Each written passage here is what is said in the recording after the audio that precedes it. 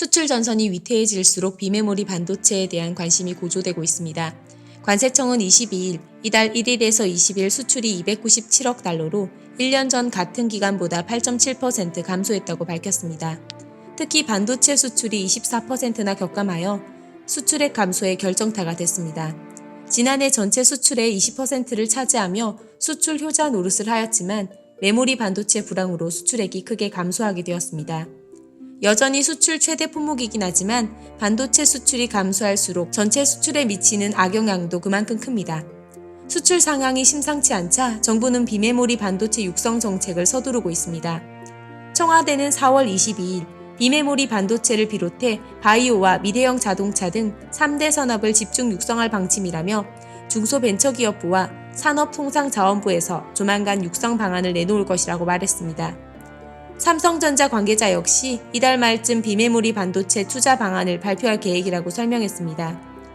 실제로 문재인 대통령은 이달 말쯤 삼성전자 공장을 방문할 예정이고 이에 맞춰 삼성전자는 투자 방안을 내놓는 일정을 조율 중입니다.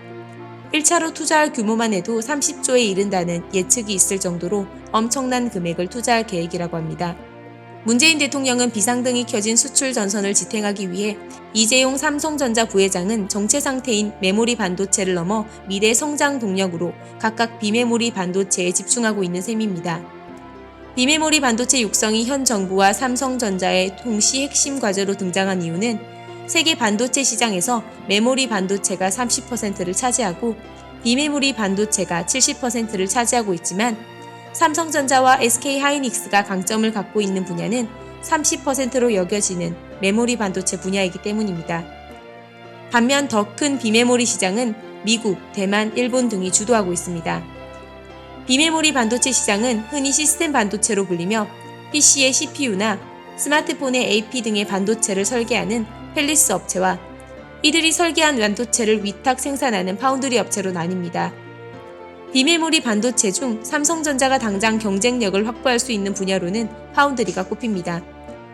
이 시장에서는 50%가 넘는 점유율을 보이는 대만의 TSMC가 강자이지만 삼성전자는 지난해 상반기만 해도 7.4%였던 점유율을 올 1분기에는 19.1%까지 끌어올리며 TSMC를 맹추격한 것으로 집계됐습니다. 실제로 삼성전자는 이달 TSMC에 이어 세계에서 두 번째로 5나노미터 공정 개발에 성공했으며 또 이달 중 반도체 업계 최초로 극자외선 기반 7나노 칩을 양산합니다. 이재용 삼성전자 부회장은 2030년 비메모리 분야에서도 1위에 올라서기 위해 투자를 지속하겠다고 밝혔습니다. 반도체 업계 관계자는 삼성의 파운드리 육성과 정부의 비메모리 육성 시기가 맞아떨어져 민간의 시너지가 기대된다며 삼성이 끌고 정부가 미는 엄청난 시너지 효과가 발생할 것이라고 말하기도 하였습니다. 시청해주셔서 감사합니다.